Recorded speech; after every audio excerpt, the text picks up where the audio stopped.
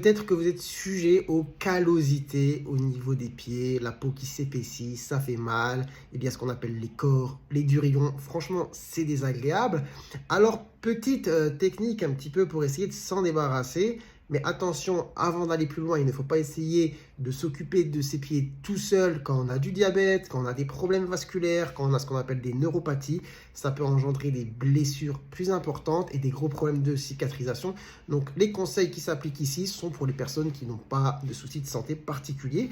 Alors, je vous conseille de faire des bains de pieds, des bains d'eau chaude avec du sel à l'intérieur. Une fois que vous avez bien laissé reposer 5-10 minutes, vous sortez les pieds et vous frottez au niveau des callosités avec une pierre ponce. Un petit peu plus tard, vous pouvez utiliser ce type de crème que je vais vous montrer. Donc, je vais de marques différentes pour ne pas dire que je fais de la promotion pour l'une ou pour l'autre. Mais par exemple, ici, on a une crème à base d'urée et d'acide salicylique.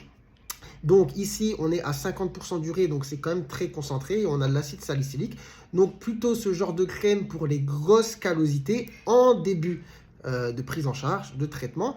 Et après, quand ça va un petit peu mieux ou qu'alors dès le début, on a une callosité pas trop épaisse, on a des crèmes à l'urée, par exemple ici à 10%. Voilà. Après, il existe aussi des pansements à base d'acide salicylique que vous pouvez mettre au niveau de la callosité.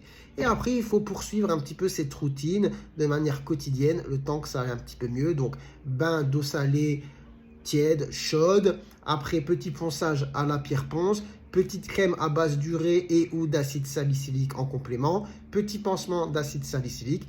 Et tout doucement, tout doucement, tout doucement. Évidemment, si vous avez des soucis pour vous en débarrasser, je vous invite à consulter un podologue. Et comme je l'ai dit en début de vidéo, surtout à ne pas faire si vous avez du diabète, des problèmes vasculaires ou des neuropathies.